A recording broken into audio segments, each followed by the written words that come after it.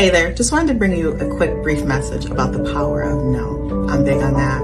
No is a complete sentence, and so I'm going to read you this. If you're not sure, it's a no. If you don't want to, it's a no. If you're not ready, it's a no. If your intuition says no, it's a no. If it feels bad, forced, fake, uncomfortable, or weird, it's a no. Maturity is saying no without apologizing when enforcing your boundaries. So just another reminder, no is a complete sentence. You don't owe anybody anything. And with that, I hope you have a peaceful day. Something I want you to think about is, as you heal, you begin to do an inventory of yourself. You begin to do an inventory of what people have done to you. And a lot of times, it's very hard to sit with that because you start to think about all the stuff you allowed and how people mistreated you. But something I want you to think about is when you start to get that negativity and thinking about seeking revenge, understanding that rotten fruit will fall by itself. Cheers to 4 years of being in business here at A Peaceful Mind Counseling. Cheers to having over 4,665 sessions of healing with my clients. Cheers to all 60 of my clients, and a special cheers to my OG clients that have been with me since day one. 2, 3. Hey y'all, this is Dee. And this is Shelbie. And we're from Bitch Please.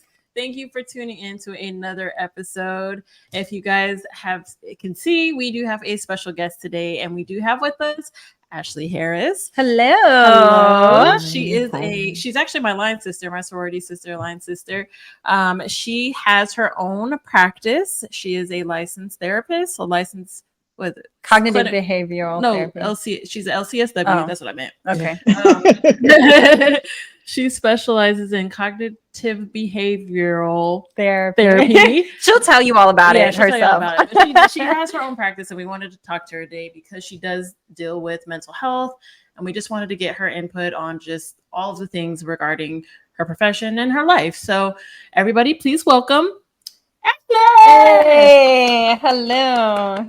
Hi, everyone. I'm Ashley Harris. I am a licensed therapist here in Connecticut. I have a practice. I have my practice for a matter of fact, I started my practice during the pandemic in 2020 at my kitchen table. So I've been in practice for about 4 years, but I've been a therapist for almost 15 years. So yeah. And I specialize in cognitive behavior therapy, dialectical behavior therapy. And one of the things I do treat, and I specialize in trauma-informed therapy, anxiety, depression. And I also do self-esteem coaching and coaching around difficulties in the workplace, difficulties navigating relationships, or just in general. Yeah. I'm glad you pronounced that second word because I couldn't pronounce it. It's okay. We typically call it DBT. You can call it DBT. I was like, we did our best. Honestly, we sat here and we tried to read it at least 17 times. Yeah, it's okay. Definitely tried our best. But before we get started, as we typically do, how are your screws? Yep. They're good. They're not bad. Okay. They're not bad. They're not bad. I had a day off today. Yes. It was nice. Okay. I was a whole couch potato. Nice. Literally from morning until the time I got here, I was chilling all up in my couch. Nice. I like to be inside. I'm an inside girly. I don't want to be outside. Outside is wild. Yeah. It's too much outside. I want to sit in my sweats. I want to play my video games. I want to watch my shows. And that's it. That's pretty much what I did today. Yeah. But it wasn't, it was good for me to just kind of sit and take some me time and really take some personal time for myself. But people just decided last minute to get on my nerves. Any hoozle, how are your screws? Screws are a little frazzled. You don't say. It's been a day. Work wasn't bad, but it was work. Yeah, it was chill, but it was work. Yeah. And then I had to run home because I have a bunch of bees outside of my house. Yes, that have been coming inside of my house. Honeybees. Oh, that video. Yeah. Oh, yeah. So we had to get that handled. Yeah. But she did a great job, and I'm very happy with the overall outcome so far. I know in the next couple of days it should be good to go, but yeah, outside of that, I was cool. Yeah. I'm chilling. I'm hungry. No, same. So my screws are they're just people are a little sluggish in there. They're a little sluggish. They don't have much energy, but we are here today. So Ashley, how are your screws? My screws are pretty good. I just got back from vacation, so I can't complain. I'm doing pretty good, but jumping right back into things. So I'm okay. Yeah. Yes. Where did you, if you want to share, where did you go for your vacation? I went on a carnival cruise to the Bahamas. So it was very nice, very hot. It was definitely, carnival was a vibe, but it was very nice. I swam with dolphins and stingrays. Stingrays I was a little bit afraid of. Probably Sure. won't do that again. But the sea Yeah. lions I love, the dolphins I love. But yeah, it was That's definitely a dope. great Yeah. vacation. I need a vacation Thanks. very badly. Yes. Very, very, very 100%. badly. But you know, it is what it is. We'll get there when we get there. Yep. So I know you gave a little intro of what you do and all of that.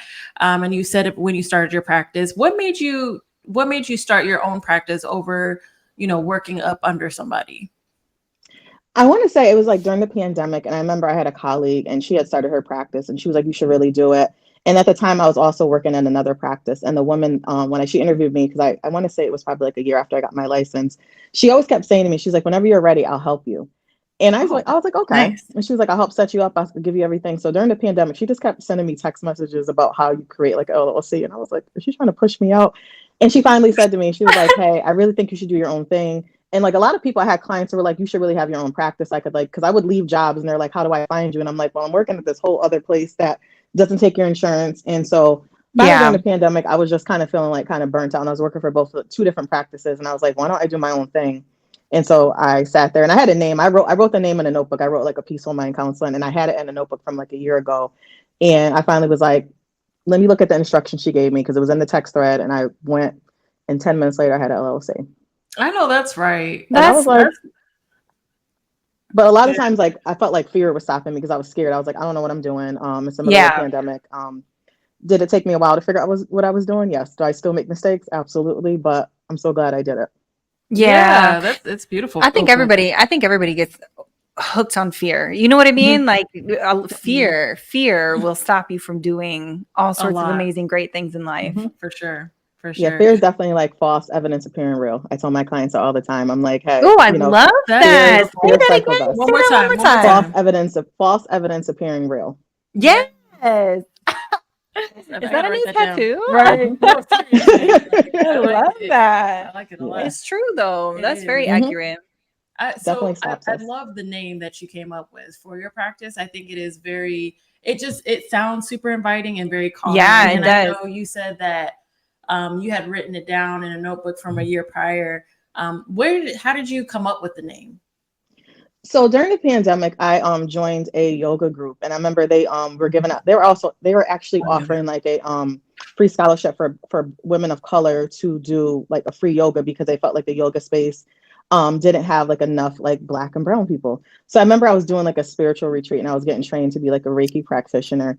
And I remember something that kept coming up in my meditation was like peace, peace, peace, peace. And I was just sitting there and I was like, I don't know. I wrote it down and I was like, it's something about peace. And I remember like I did like this 45-minute meditation, and like the person that I met in the meditation, they brought me on this journey. And at the end of it, it was like green, and there was like the words peace. And I don't know where, I just like wrote it down in a notebook, and I was like, I kept the notes.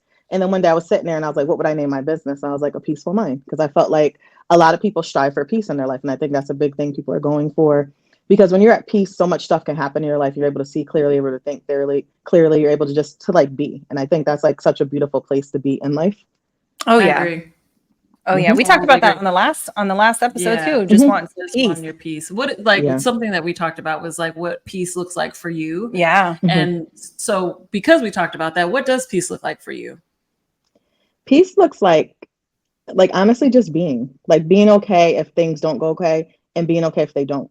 Like just like literally just being, and not like worrying about too much. Because I feel like in life things are going really fast, and we tend to like look at the things that aren't happening, but we don't focus on the things that are happening. Because I feel like a lot of times I teach with my clients too, that they focus on everything that's falling apart, but they don't look at all the strides they have made. So I feel like for me, it's just like literally being and being able to wake up and just like be at peace. And sometimes it's not necessarily that, but it's the fact that I'm able to identify like, what do I need to do for myself? Yeah. I love that. I love that a lot. So I have a quick question. Did you always want to be a therapist, or is this like something that came about just during your studies, or how did you come into this field? So this is kind of a bit of a story. So when I was in high school, I went to a tech high school, and I wanted to be a fashion designer. And I remember I applied for like, what was it called? I think they actually closed it recently, but I think it was called the New York Art Institute. And I applied for that one, and I applied for the one also in Philly, and I wanted to be a fashion designer. I remember my dad Mind you, my dad back in the day, he didn't know how to use a computer. And I remember he pulled out all these statistics about how people who went to fashion design school like didn't make it. And he Oh, was just like, he Damn. wasn't trying to like discourage me, but he was just like, I need you, like, he was like, you're the first damn. person in the family. That's And he was rough. just like, yeah, he was just showing me all this stuff. And he was like, what if you go to college and they have no dorms? And I was like, you know, I wasn't really thinking about this stuff. So he said to me, he's like, let's make an agreement that if you go to college, like a 4-year college and get a degree, I'll pay for you to go to fashion school. So I remember I had a cousin who went to Wilberforce University, and she went back in the 60s. So she asked me to come over her house, and I go over there and she tells me this story about how she was playing basketball in the 60s. And some people came in this car and they were like, do you want to go to college? And she was like, yeah. And so the next day, one of my cousins, Billy, drove her down to Ohio and she went to college. And she was like, it's HBCU. So at the time, she had called Reverend Floyd Flake, and I was like her frat brother because she was an AKA. And she called him on the phone. She was like, I need you to get my cousin into college. And the next day, like, they sent me all this stuff. And I was like, I ain't gonna have to do Yes. nothing. Okay, connect. And so I ended up going to Wilberforce. And I remember my dad was driving me down there and he was like, business management. You got to open a business. You got to study that. And I remember I met everybody and they were doing business management or they were doing biology. I don't like numbers and I don't like science. So then I had met somebody who did social work and I was like, I don't know what social work is, but I want to do it. But I always knew I wanted to like be in a field where I help people. So that's when I started like learning about social work. And I was like, I don't know necessarily like what I want to do. And I think at that point I wanted to work with kids and substance abuse. So that's why I got into it, like at Wilberforce. And kind of the rest is like, then I got my first job. No, matter of fact, it was my first job. I worked in a group home. And then I realized I didn't want to work with kids because some kids were beating us up. They were putting their hands on us. And I was like, mm-mm. I bet they were. Yeah, spitting on people. And you know, it was like a third shift job and I was doing it while I was in grad school, but I was like, Third yeah, this ain't shift for me. job? Oh my Third god. shift. That's where I wrote all my That papers in grad definitely school. sounds like the job that you get right out of college. Yeah. Yeah. You know what I mean? And I Sorry, took Ashley, it. I didn't mean to interrupt you, but it definitely It's just okay. sounds like a job you get right out of college. Yeah, I didn't have any experience. And they were like, well, we'll just, you know, hire you, have a degree. And I was like, okay. And then I started, you know, I did it for 2 years. And after that, once I got my degree, I was like, I'm gonna go get me a nice desk job where I sit and talk to people. I don't got no kids spitting on me, attacking me. I had kids slash my tires before, my brand new tires. Oh Yeah. my god. It was a mess. And I was like, I'm okay. Love kids. Sometimes I do work with kids in my practice, but now I'm more so towards adolescents and adults at this Oh point. my That's gosh. wild. So yeah. I'm like, I it don't was get paid crazy. enough for this. I mean, those kids in a group home, No, I they got get it rough, you They know. do got it rough, This but is like their my outlet, tire- but also I'm trying I to don't. help you. What you lash my tires But also, for? I don't have to tolerate it. You know what I mean? No, Like that's yeah. crazy. I'm like, catch me outside. Facts.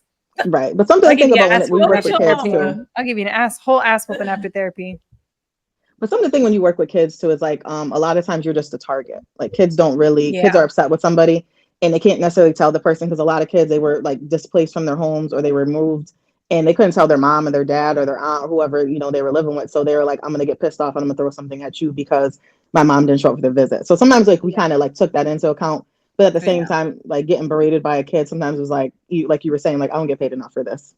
Yeah, that's wild. That's So crazy. it has to put you in like a space. How do you handle something like that? Like Right? outside of just leaving, like, but on your day-to-day prior to you deciding to leave, how do you handle that mentally? Yeah. So a big thing I learned early on, like before I became a therapist, is like, you know, matter of fact, when I was in grad school was, you know, they mentioned like every therapist needs a therapist. So I've been in therapy since I've been little, but utilizing therapy, supervision, a lot of trainings. Also, I never really ever had a kid ever attack me because I also learned in those moments that like I treated a kid with respect. And I did the best I could to de-escalate. I let kids have space. And a lot of times, like since they respected me and we had a good relationship, I was like, and also when I worked in some of those group homes, I was like, these ain't my belongings. You want to tear the TV off the wall? Tear the TV off the wall. And I'm like, you know, I'm just calling the police or something like that, or I'm talking to them. And also I felt like a lot of times there's respect, but also there were times that the kids were doing things like that. But it was a lot of therapy, a lot of like checking my emotions. And there was also times where, you know, I had to like go in the bathroom and have a moment because it's a lot. And a lot of times you get connected to the kids, or sometimes, you know, it's just a lot to see different things like that. Because, you know, like you hear their stories and you're like, I know the reason why they're like this. And it's like a lot of it's not their fault, but it's like the circumstances that they're in. Yeah. So, and then some moments I had human moments where I'm like, F this, like, I'm not doing this. A few times I almost walked out of work. I had to call out, you know, take a lot of breaks, a lot of different things like that. Because, you know, when you're in the helping field too, a lot of people forget that you're human. I think that a lot of people forget that you're human. And I think that's a big thing I incorporate with my clients. Like I definitely always tell them, like, I'm human just as much you. And I always like try to do a collaborative approach because I'm like, yes, I'm the expert in mental health, but I also say like, you're the expert in who you are. So I'm just a passenger. You're driving the bus. And I really want to, incorporate, that self-autonomy and, in that respect, but also saying like, I'm here to help you, but it's a collaborative approach, not like you're coming to me and I'm going to dictate your life. You're coming to me, you let me know what you want to work on and we go from there. Yeah. I just love your outlook and you dropping gems, girl, left and right. left and right. I'm gonna go back to my therapist and be like, what she So that's wild. That is though. wild. And it's a Working great in- approach. Yeah. But just working in that group home and stuff like Yeah. that, that's crazy. So after the group home, where'd you go after that? After the group home, I actually went to a like high-end treatment facility. Nice. And it was like okay, 180 out in the middle of nowhere. Yeah, people were paying like I think it was like $30,000 a month, and it was in a really rural area in Connecticut. And it lacked a lot of diversity, so it was like a very different setting, but it was beautiful. It was like I was up in the mountains in Connecticut, and it was like they did a lot of holistic therapy, and I think that's where I got into holistic therapy because that's when I started like learning how to meditate, like a lot of deep breathing. They did also like sweat lodges with it, which is like part of like a Native American culture, but people would like they'll have the clients go because they would do like a 2-day retreat where they would go up in the mountain and like camp out, and then they would do the sweat lodge. And I remember I did one of them, and it was like really powerful where people were like in there chanting and they were like releasing stuff, and it was hot and it was like muddy and dark, and it was really spiritual. But I remember at the time when I first got there, I used to like always struggle with meditation and different things like that, and I was just like, I don't know about all this, like, because it used to be really hard for me to quiet my mind. But as I got into it, I really started realizing the benefits of it. And that's so some of the things I teach my clients. And it was like a really, really beautiful job, but it was like at least an hour and 15 minutes from my house. And that was just one way.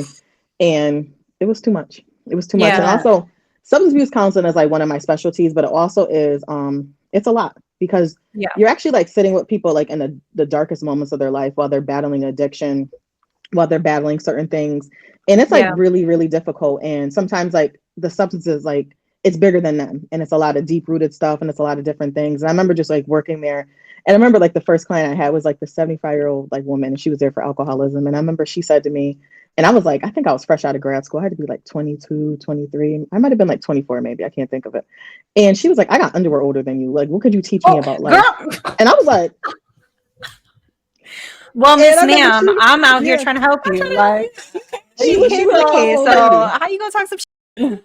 Yeah, she was like, I really don't have nothing. She was like, I don't want to hear nothing from you. And she was like a tough woman, but I remember at the end before she left, she had hugged me, but she ran me through the ringer. She was like, I'm not listening to you. You ain't got nothing to tell me. That's crazy. And I was just like, and I was a little bit, like insecure back then because I was fresh out of grad school. And a lot of times as therapists, so I think being a young therapist, like people like to test you. They're like, oh, you look younger than me. And even when I worked with the kids, I still looked like a kid. And so some of them, like some of the kids were 18 and I was like 22. So we weren't that far off from each other. And some of them was like you're the same size as me. You look like me. You're not that much older. So I think a lot of times, like when my first job, it was like very difficult, but it was also a very like beautiful place. And it also taught a lot of like holistic healing and the power of like just meditation and just mindfulness and how like also it was like, I forgot what they call it. It was like a venture-based therapy where you did high ropes course. That's like the first time I actually learned how to like meet my clients where they're at and also do something along with them. Because I remember like one time we did a group therapy exercise where we did the high ropes course. And a lot of the counselors never went with their clients. It would like be instructors. And they were like, how about one day you come up? That's cool. And it is. It was embarrassing because I was hugging the pole. Like my clients were cheering me on. They're like, come on, Ashley, come on, you can do this. And I'm afraid of height. I was up there shaking. Girl, same. I was literally just saying that. I was like, I could not. Sounds cool shit, but I could not. And at the end, you have to like jump off like a platform, and then they like I guess belay. I think it's called belay. They belay you down, and I was just like, never again. That was the first and last time I ever did that. But I was proud of myself that I did, and I think it was also like a powerful like bonding moment with my clients because they were like, it's nice to see like our therapists like doing something alongside of us, and I think that's like one of the practices I definitely do with clients where I always share like I'm a therapist, but I'm also in therapy. Like I struggle with certain things, like I'm human just like you because I don't ever want my clients to not look at me like I'm human. And I definitely feel like that's also been like one of my working practices with my clients. Yeah. I think that's dope that you are showing them that you're participating in the things that they're going through, but you're also a person who's working on their own mental health journey. So I think that gives you that humanity that other people need to see. Hell yeah. I think that's dope. Absolutely. I think one of the things that kept me with my current therapist was because she was like, oh yeah, I've been in therapy. Oh yeah, because I do EMDR therapy. And she was like, oh, I've done this. Oh, I've been in this. Oh, so the fact that I know that my therapist also has a therapist was like reassuring to me. You know what I mean? Like they're also doing their own thing. They're also like checking in with their own mental health. Like I'm not over here working with somebody who, is not doing the same things that I'm trying to do. So it's like, it's nice to have that. It is really nice to have that, but it's also like, damn, we're all. No, we are. But that's the cool thing. I'm not special. You know what I'm saying? No, we're all in our own way. I'm not Yeah. special. Yeah, it's. I mean, we're all a little bit. We're all a little bit bent. We're not broken. Like we all need a little Exactly. fixing, and there's nothing wrong with it. Yep. You just Gem.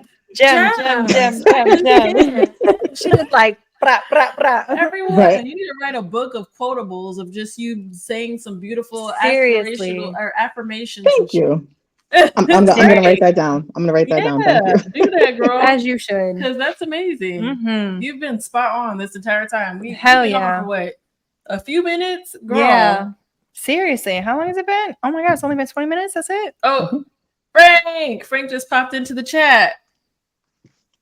Hey, Frank. Do we want to read any of the other comments? So we have a comment from Amanda Bowl. Yeah. That's my best friend. Hello, Amanda. Welcome. So one of my questions, and I love to ask a lot of people this that are Black women, how has your experience been being a Black woman and working in this field and just interacting with folks? How has that experience been for you? Ooh, okay. To be honest, like especially like living in Connecticut, I have always been a minority. And I've always been like one of one on a team. So sometimes it's been very isolating.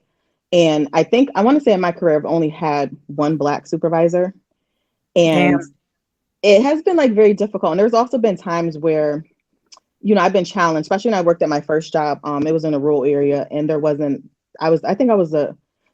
Black staff member there. He was a Black male therapist. And it was a lot of challenging things. There were a lot of times where I started questioning, like, should I do this? And it was a lot of times where it was like a lot of struggle, especially culturally. Like I would be called racial slurs and I was still asked to work with the client. And that made me feel like unprotected. And there's also been times where I had matter of fact, I had another Black supervisor. But it's been difficult, but it's also been very rewarding. But I think I had to really find that outlet and find that job. Because I want to say my last job, it was like at City Black Health, which was like a startup based out of Brooklyn. It was definitely a different kind of experience, very lax job. And that was like the first time, matter of fact, that was like my second Black supervisor, who was also like one of my best friends. And it was like a situation where, I was like, she kind of gave me the ability to be who I am as a therapist. Like she was like, fuck the box. She used to always say it to me, fuck the box. And I've never had that happen to me. Working in works everywhere I worked, it was like literally do all this textbook therapy by the books. And some of that stuff doesn't work for people of color. It doesn't work for Black and brown population.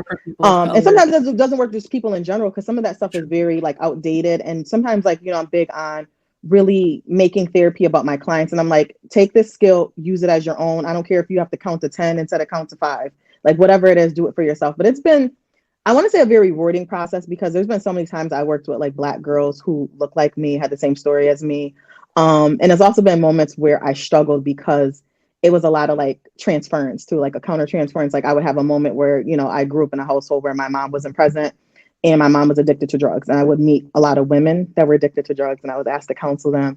And it would be very hard. Sometimes I would question myself, like, should I be doing this? But there was also moments where I was able to connect with them and really help them through their darkest times and also like heal myself, if that makes sense. And I think that's another reason that why. Is beautiful. Where I was able to get them help them get their children back, or help them just have a difficult conversation, or help them get a house or something, or get housing and different things like that. But it has been like a challenge, but also like when I look at it right now and like when I think about it, it has made me into the person that I am. I feel like even though in those moments I felt like it was breaking me, because it felt like it was, but it was also molding me to be really resilient and to advocate for people, for also to stand on things. And working at my last job, I would work on an interdisciplinary team, and it would be like medical doctors, a psychiatrist. It'd be like people who had degrees. Yeah. And I remember one time I was in a meeting and this doctor was trying to tell us that this woman had, she had like a behavioral health, like she had like a personality disorder. And I remember sitting there in that meeting and I'm like thinking to myself, like, you're a medical doctor. And something I had learned at that job was doctors, they're like general practitioners. They learn pretty much every single like category of doctors, but they only specialize in one thing. He specialized in general medicine. And I thought about it and I was like, I specialize in mental health. This is my area. And I had to check him. And I had to be like, hey, as you should. I was like, this is not a personality disorder. This is trauma. And this is how trauma shows up. And it could mimic something, but it's not. And I was like, this is also a woman that lives in a rural area and she's African American and she's scared of the medical system. Yeah. And that was like one of those moments where fair. Where I had to step into my power. And I feel like those are the moments. And I thought about all those challenges I had back then where I kind of was like, I felt like my voice was crippled. And I felt like in those moments, like in that moment when I was working, I was like, I got to stand up for this woman. I got to stand up for myself and I got to check him. And he was like, I apologize. And he like pulled me to the side and he was like, I'm sorry. I will stay in my lane. I am not a therapist. This is not my thing. And I was like, oh. Okay. At least there was some accountability. Yeah, I mean, but you had to put him in his place for that to happen. But I think it's important to see people like us in those fields because, especially in the Black community, actually in a lot of communities that are in any form of ethnic, therapy and things are not something that we talk about going to. I mean, now it's becoming more of a thing, but like most families are like, oh, go to church, or oh, you just need to work harder, or oh, yeah, you need to do 100%. this and that. And it's cool to see somebody who looks like you in the field that you're in because it's helpful. It lets you know, like, okay, I'm not tripping. Like we all can benefit from different things. And I just think it's beautiful. I do. I really think it's beautiful. Absolutely. I agree. I do too. Let me see. We got some comments. We got girl. some. She said, hey, thank you. Happy you're here. Happy you're here. Thanks for the support. Oh, yeah. That's my sister. You know what's so crazy? I remember seeing pictures of her when she was little. A little girl. Aww. That's crazy. I feel like you kind of like grew up with my sister. Yeah, it's crazy. I'll never forget. Oh man. Anyway, it's crazy. And then this is my cousin. She's also in social work. Oh, hey. Yeah. Hey, Tomo. Hey, Tomo. I know you can hear us, girl. Hopefully, we're not too loud. Nice. But that's crazy cool. I just want to make I felt like I heard you correctly. You said your mom was an alcoholic, or this was somebody else? My mom was alcoholic. She was addicted to drugs. Still is struggling with that. So she wasn't really present in my life. I was raised by my dad. Actually, he raised me and my sister as a single dad, and it was like him and my grandmother. Yeah. Yeah. Do you think that may have like affected your decision to become a therapist? Absolutely. Because I feel like, my dad was around and my grandmother was, but I also felt like, I felt alone. Like, and I think because nobody really knew what that was like. And my dad did the best he could. Like, my dad put me in therapy, put me in Girl Scouts. He got me mentors and different things like that. But I also think too, like, when I was born, my grandmother was, I hate to say it, she was really old. My grandma, I think when I was born, my grandma was like 74. Wow. And she had my dad later in life. I think she had my dad when she was like about 40. So she had him like in the 60s at 40 years old, which was not that really common. So I feel like my grandma would give me gems and certain things, but a lot of her information was like very it was a little bit outdated. Like I remember even going to prom and she made me put black stockings on. She was like, they could see your legs and that's being fast. And I was like, I got like a full being fast and she meant well, but there was like some things like I couldn't go to her about. Like my grandma, I remember I told her I wanted to go swimming and I was like, hey, I want to buy tampons. She was like, only whores use tampons. I was like 13. I was like, I just want to go to the pool for the summer. Like, and so I have never heard that in my whole life.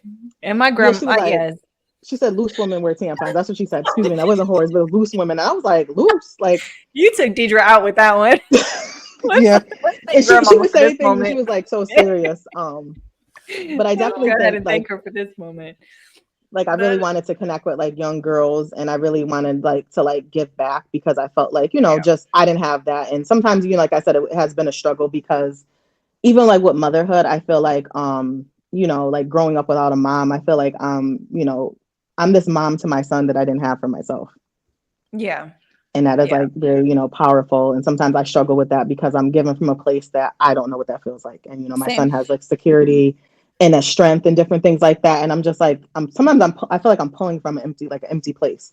but also Yeah. it's a bit of a struggle. But I'm also appreciative of the fact that my son is like well-rounded. He has all 4 of his grandparents, like on both sides. Like he has Yeah. like, his dad in his life, and he can just call up anybody. Like he'll call my Yeah. sister if he needs something, he'll call my dad, he'll call his dad. He just has like so much love. And sometimes it's a bit of it's a struggle to see that because I didn't have that. But I'm also, I think it's beautiful that I could give him that. But I also have to sometimes acknowledge like my inner child and sometimes my struggles with that too as well. Yeah, girl.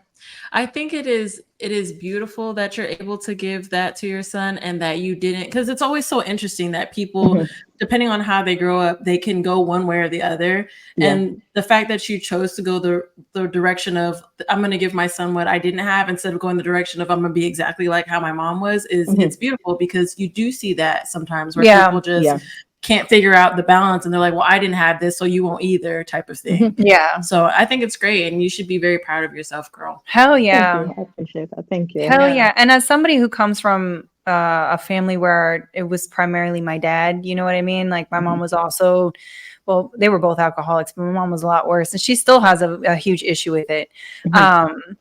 But I think it's crazy cool to hear you talk about the fact that what you go through having your son and not really knowing, you know what I mean? Like you didn't have the mother figure in your life and yet you still have a well-rounded son. You have a son who's out here like really doing his, doing his thing. And so I think it's very beautiful to hear that, I agree. Gives people like me some hope. Honestly, it gives a lot of people hope. I just like the healing. I know you've talked about healing and all of that. What has healing looked like for you? Yeah. Healing has been it has been a crazy process. It has been moments where it physically hurt, has been moments where I was crying on the floor, has been moments where I've been laughing. It's been moments where I was like, I'm not doing this no more. Because I feel like as you heal, like it's something that's lifelong and it's ongoing. And sometimes I'd be feeling like I'd be asking the universe, I'm like, I just healed these 10 things. Why I got 10 more? But it's also been my lifeline. I feel like if I did not heal, and I remember like doing probably like a year and a half ago, I did EMDR and I did like I did sessions. It was like 2 4-hour sessions. And I remember at first I was doing it with a therapist. And I remember like I wanted to go into therapy and I wanted to like blame my son's father for all this stuff. And I remember like the therapist, I was like, no, okay, sorry, I got kicked out. I don't know what happened. I remember sitting there with the therapist, and I remember her saying like, I remember getting upset and I was saying, oh, the reason why I have all these issues is because my son's father. And she was like, no, because I remember telling her my story and she was like, no, this goes back to like you and your relationship with your mother. And I remember in my head, I was like, I was sitting there like, I'm about to leave. And she was like, sit down. Sometimes you need that. And she was like, so she helped me reframe how I looked at my mom and how I looked at healing, because I think for a long time I was like really angry and resentful with my mom, because I remember like when I got pregnant, my mom had said something to me along the lines of like, having kids really ruined my life. And mind you, I was pregnant with my son and I was standing there like, I'm her kid. She just said having kids ruined her life. But I remember I was sitting with a therapist and I remember I was telling like her my mom's story, and she said, have you ever thought about like the fact that your mom looked at life and she maybe looked at it as if maybe she was better off not having kids because she couldn't provide the life that she wanted for her kids. Oh my God, I'm about to fall out. You don't know what you're about to do right now. Don't even in make that me moment, cry. it shifted how I looked at healing, and it shifted at the fact that like sometimes like that shit hurts. And sometimes you have to 100%. reprogram how you look at things. Yeah. And you have to like relook at it. And it really shifted how I looked at my mom, how I looked at myself. But I feel like healing is like my lifeline, and healing is something I have to do and I have to continue to do it. And I encourage people to do, but I also encourage people to heal out loud and do it however you work. And sometimes like therapy isn't always for everybody. And I say that to people because some people can't tolerate it. But I always tell people, I'm like, find God, find whatever spirituality you have, find something, get with nature, exercise, food, find a community, read a book. There's so many different resources, but healing is like something that is like a must for me. But healing sometimes has felt like I got punched in the stomach, but it was also moments where I'm happy that I healed because it changed how I looked at life. It changed how I help people. And sometimes even I have clients that are really resistant, and I sit with them. I'm like, all right, we're gonna figure this out. And sometimes it takes them a year to navigate through something. Yeah. And I tell them that because it took me years. I used to be, before like 2018, I used to be like, I'm good. I don't need therapy. I'm over here teaching people. And then there was some stuff that happened and I was like, I'm a little messed up. I'm not doing well. And I thought I was okay. And I think also therapy taught me to be okay with not being okay. Like I don't have to be perfect. I don't have to be a perfectionist. And I also realized that sometimes I'm anxious and I have real bad high functioning anxiety, and sometimes I gotta sit. And I be telling my clients, like, I'm like, come up with a mantra, and I'm always telling myself to chill. And my friends could tell you, they're always like, Ashley, you gotta chill out, like you're so anxious. And I never knew I was anxious until I actually like sat down and did like intensive therapy, and I was like, ooh, I'm an anxious girly. I got high functioning anxiety, but I'm also like, yeah. it benefits me in some ways, but I also feel like just healing has just been my lifeline. And I always tell people to heal, but I also feel like it's uncomfortable and it comes in waves. And sometimes you think you're done and you find out some more things, but it's also like, it's the most valuable thing aside from like my spirituality. Hell yeah. No, I couldn't agree more. I think just your healing journey is never done. You know what I mean? Especially for those who have gone through such extensive trauma, you know, at a young age. Like your healing journey is never over. And there's always going to be something else that pops up that you're going to have to heal through, you know, and you might have the tools to be able to do it, or you might have to go find somebody else who's going to give you the tools. But I feel like my best, and I don't know about you, Dee, but I feel like my biggest healing moments were the most painful moments. Yeah, I feel the like, most painful. You know, you see on social media a lot where everybody's like, I'm healing, and they look beautiful, and the sun's glowing, there's like they've been airbrushed. Yeah, they like got lashes. Everything, and then they seldom Yeah. show people crying in the corner, you know, throwing themselves on the floor. I throw tantrums in my personal space. Hell yes. When I'm going through some stuff, I'm not like a tantrum like a 2-year-old, but I will literally like throw myself on the bed and just get that out and then keep going. But they don't show the part where you're ugly crying or you're depressed because you're trying to figure out stuff. Because one of the big things of healing is like sometimes you lose people, you lose situations, you lose like you just there is a lot of loss sometimes during your healing stages, and it can be rough. It's painful. It can be painful. super painful. I'm like, you know, and I'm thinking back like when the day before I went to the courthouse to sign my divorce papers. I hadn't been able to process everything because everything was moving so quick and blah, blah, blah, blah, blah. And I had to go from this, that, and the other thing. Yeah. But then I had a very long 3-hour therapeutic crying session in the shower, and it was ugly and it was messy and it wasn't cute. It was if somebody had walked in on me, they would have been like, who's dying? Right. Who's dying? So the fact that this is like, you know, like those are the moments where you heal the most, in my opinion. Like, I don't know. No, Absolutely. Those rock bottom moments, those moments where I'm crying my lashes off, and it's all the head not coming down the lip quiver. It's like, girl, just going through it. Yeah. Just going through it all. I just wanted to pop up this comment that you got, girl. She's very proud. Aww. Everybody's proud of you, girl. You're doing big things. Like big things. Again, the fact that you are a Black woman in this episode is huge. Huge. And keep doing your thing. I girl. love that. It's amazing. It's amazing. And I just love the fact that you're healing as you're healing others. Yeah. I just think that's dope. It's so cool. It's really cool. It's so cool. It's really, really cool. I feel like you get into situations and you meet people, and I don't know if you feel the same way, Ashley, but you get in these situations, especially like, you know, clients or whatever, people you meet outside, or, you know, or if you're like Deidre, anywhere you go, she just knows everybody's whole life story. But it's like when you meet these people, like sometimes you get a different perspective and you can see things a little differently. Like some of the gems that you've dropped today and some of the stuff that you said, especially like with me and my own mom and like my own issues with her. You know, it just like it's cool how we're able to like, I don't know, heal through that. Yeah. You know, I feel like kind of what she mentioned earlier, getting that perspective is key. Hell yeah. Because I know, I'll be honest, like there's been times when it came to just dealing with my parents in general and having to look at them as just people, not my parents, just two human beings that are just making it through life. And I'm like, you know, I don't want to say you give a lot of grace, but it does change your mindset on just how to function and how to manage and maneuver with those people. Hell yeah. Because the little me inside is like, especially when it comes to parents, that's always the one that usually takes the forefront of any situation with them. So it's like, you know, I have to kind of switch that out and like look at it like you said, you know, like you're just people. You're people who happen to have a baby. Yeah, literally. I was like, literally that. I'll be honest, my little me has been on one lately, girl. Little me, I had to tell her ass to sit down because this little she was on some shit.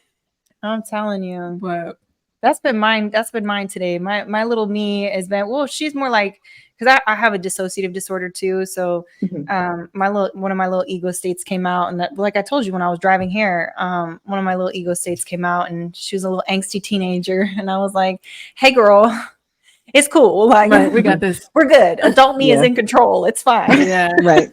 No, No, you gotta talk. You gotta talk to your inner child. You gotta talk yourself Hell through it. yeah. All right. Mhm. And it's so funny because for the longest, I didn't really think about it like that. Like I heard people talking about talking to your inner child and things like that, but it never really like, I don't know if I really processed that information well until I did. And then I was like, damn, I got to talk to this girl because she tripping. Yeah. Like, girl, we got this. We going to be all right. We're going to be all right. Sometimes that inner child just needs a little TLC, just a little love. She feeling a little needy. She's coming out. Yeah. Absolutely. It's crazy because you kind of have to play mama. Yeah. You gotta play mama. Yeah. You have to reparent yourself. You have to like really love yourself, and or also like allow yourself to be a kid. Like there's times I tell clients, I'm like, hey, or even for myself, color, go play outside, go play jump rope, do some stuff that you would do as a kid, because sometimes it really heals your inner child, and it's okay to do those things. I think sometimes as adults we're like, oh, I'm not gonna do that. I'm not gonna go play with kids. And sometimes like even with my son, I had to like teach myself to like do stuff as a kid and like laugh and watch a kiddie movie. And I'm like, I don't gotta be this hardcore adult and like be serious all the time. Like sometimes I could laugh and do stuff. Yeah. It's like you don't have to take life super serious. No. Sometimes you can just go ahead and just be goofy and just do be weird goofy. stuff. Honestly, or throw yourself on the bed and throw a temper tantrum. Honestly, it makes me feel great. Yeah, hell yeah. I have it's so weird because I have my like little child state where I'm throwing tantrums in the bed, and then I have like my like late teen, early 20 self that is what she does is she twerks in the mirror in the morning. Hell yeah. To get herself together. If you ever feel bad, bounce that ass in front of the mirror. And hell yeah. And you feel so It's a great start to your day. It really is. It is a great start to your day. But, absolutely. Movement. All about movement. Like that's all it is. Yeah. Absolutely. Do you have any like words of wisdom or advice to give to people who are trying to figure out whether or not they want to do therapy, how they should find a therapist? Like what would be some advice you would give to those people who may be very new to therapy? I would tell people to interview, like I wouldn't say like finding a therapist is like dating, but ask questions. Like think about questions that are important to you, but also do research on therapy, but be okay with interviewing people, be okay with asking questions. And because, I always like provide a 15-minute consultation. Look for a therapist that does a 15-minute consultation, and also look for a therapist that does a free one, because a lot of people be out here charging people for consultations, which is not cool. But think about like what would you want in a therapist? Like sometimes like certain people want a therapist that's like a little older in age or looks very similar to them, maybe just culturally wise, different things like that. But ask questions, things that are important to you, like do you want the therapist to be very open and honest with you? Do you want somebody that's gonna like walk you through things? Do you want homework? Do you want somebody to like, you could list out things you want to work on? Because I have some clients who give me like a list. They're like, these are the 5 things I want to work on over the period of time. Some people are like, I'm just gonna come in, we're gonna like free ball it. That's absolutely fine. Yeah. But also some really great search engines are Therapy for Black Girls. They have Therapy for Black Men, Psychology Today. Calling your insurance company. A lot of times people forget about those resources. Like you can call your insurance company and say, put them to work and say, I need like 5 therapists in my area that specialize in this. Also, YouTube is a great resource. TikTok, asking, looking at questions, different type of therapy, different type of things, but also looking at somebody who is close, like if you want to do in-person therapy or also telehealth, see if they offer both and different things like that. But definitely big on the phone consultation. And also I would also say like, see if they do a video consultation, because sometimes you want to like put a face to the person and you want to like see them in person and see what the vibe is. Also being okay with firing a therapist. Like I'm big on in the first session when I meet with people, first in that therapy session, I always ask permission. I'm like, do you want to move forward and do you feel comfortable? Because a lot of times I have people that come in and I may not be that person. And I always say that to clients. And sometimes I have clients who do 3 sessions and they get what they need from me. And I'm not offended by it, because sometimes like I could take people only so far, but also sometimes like I may not be doing it for them, and be okay with that. And I always encourage clients. I'm like, you have to fire somebody. And it's not about being rude or malicious. Because I definitely understand it. Because sometimes I have people who I see for a year and they disappear and they don't come back, or they come back a year later, or sometimes therapy gets to be a lot, but ask questions, be okay with interviewing multiple therapists. That's okay too. I have people sometimes call me and say, you're the 3rd person I talk to. And, I'm going to go with the other person I want to go with. And I'm like, all right, absolutely. I'm just big on long as I can get you wherever you need to go. Also looking at logistics, when you look for a therapist, make sure they are in your area, because a lot of times with our licenses, we're only able to see people in that one area. Like today I had somebody call me from Atlanta, and I was like, I'm not licensed in Atlanta. I would love to help you, but I'm only in Connecticut. And also be okay with like looking at different types of therapy. Like there's so many different types of therapy where some people want Christian-based counseling that's out there. Some people want, counseling where it's just very like on the go. Some people like, I do walk and talks. I provide so many different types of therapy. Just ask questions and see what's out there for you. Also, sometimes group therapy is a great way. Sometimes they offer a lot of therapy sessions in churches. If you need like grief counseling, different things like that. They have like so many different things, but also some of the community centers offer like free therapy, or you could do it like on Zoom. Sometimes they have bigger platforms where like I know like other therapists do like, like self-esteem groups. Or I remember even the therapist I know, she does like, I forgot what it was called. It was like introduction to like online dating and how you navigate dating after a difficult breakup. There's like so many different types of things you can do, but also do your research, be okay with taking your time. And, again, ask the therapist a lot of questions, and, and it's kind of like interviewing somebody, like see what's really important for you, and like write down some things you want in a therapist. You want somebody who's honest, maybe a little bit gentle with you, somebody that's knowledgeable in this, different things like that. Yeah. And do you have any advice for young Black women, just ethnic women in general who are getting into this field, just kind of where to go, what to do, what to expect sort of deal, and, just any advice to them in general? I would say, first off, like a lot of my experiences, a lot of my training has come from on the job, and being okay with feeling a little bit lost, being okay with understanding that your first year, you're going to feel like overwhelmed. But also there's so much power in supervision. And also if you don't get good supervision at your job, you can pay for supervision.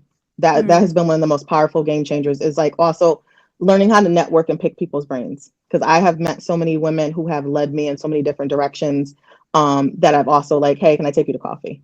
That's how I got to where I'm at. Like I've met a lot of women in different groups. And it's like, I feel like I also learned that going to HBCU. It's like the power of networking, the power of going into a room, introducing yourself, and just like networking with people and taking their business card and like sending an email and saying, hey, I would love to like shadow you for a day or pick your brain about something. Because so many times I've asked different people who run businesses, I'm like, how did you get here? What did it look like? And they have like dropped gems on me, or also introduced me to people that like literally have helped my business so much. I would also say, taking your time, taking time for yourself. Also, don't let these jobs burn you out, because as you can see, like I forgot that woman, I saw that TikTok video with that woman who was working at the insurance company and didn't find her till 4 days later. Like, do not let these jobs stress you out. We were just talking about that. Yeah, do not let these jobs and these businesses stress you out.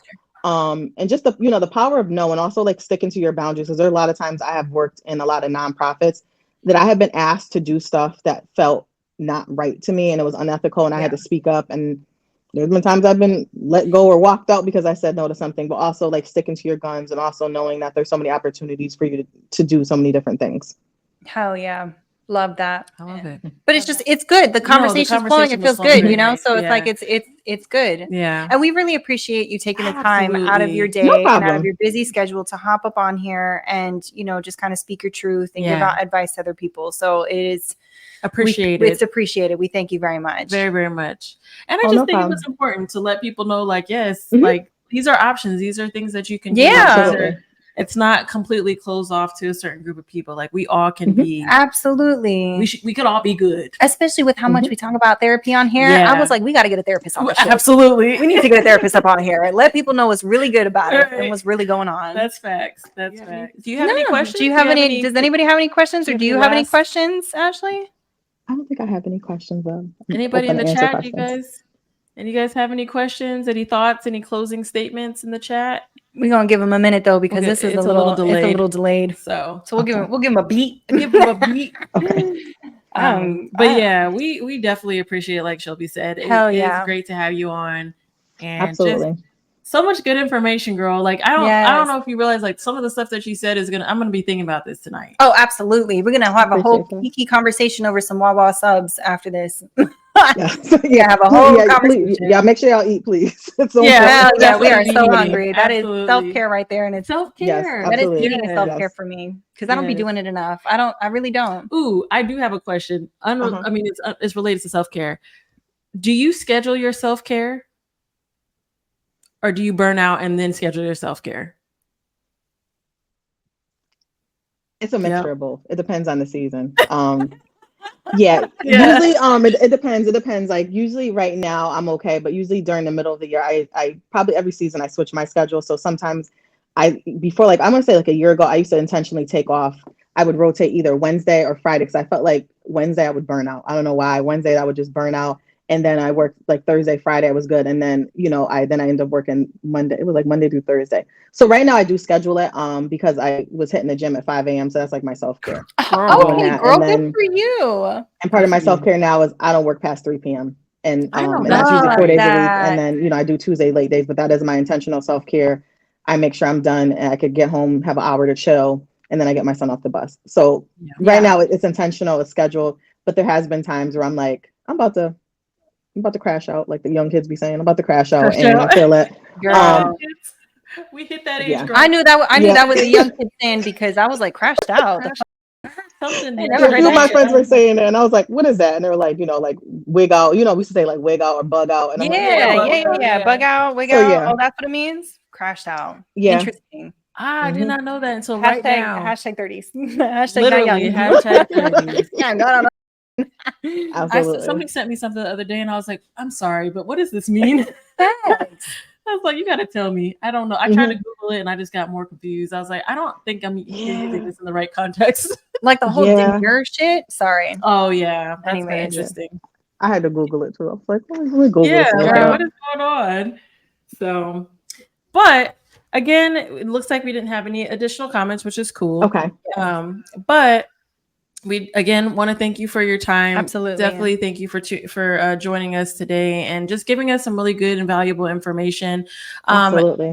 What we can do, we'll definitely add your link. Like when the episode is posted, Mhm. we'll put your link and stuff in there. If you have any other websites and resources that you would like me to add, I can definitely add those into the to the video as well. Yeah. Just so people can have those resources to find out what's available to them in their areas. Absolutely. Okay. Absolutely. But yeah, I think Yeah. that's it. Yeah. Okay. Thanks for being on here. It was a pleasure Thank you meeting for inviting me. Yeah, really of course. appreciate it. So we're gonna wrap up real quick. What was I gonna say? Oh, for anybody who's here or who's gonna be listening to this in the future, like, share, follow, subscribe. Definitely hit that subscribe button, so that you can, if you're on Twitch or if you're on YouTube, it'll give you a notification letting you know when we're going live. It'll also let you know when the edited version is out because we are posting that video, the edited video, on YouTube. This full. I think the majority of this video will be posted on YouTube, but in other lives, we do have our full lives that are unedited on our Patreon. You can always go check that out. Deidre and I are also working on some little side projects to also add to Patreon as well. Yeah. But definitely hit that subscribe button on Twitch. If you're on Twitch, just click it. Just click it real quick. But we appreciate all the support and the love that you guys have given us. And it's just been a really cool ride. I just want to say that it's been really dope doing this podcast. So, yeah, for sure. Until next time, guys. Until next time. Bye. Bye. Bye.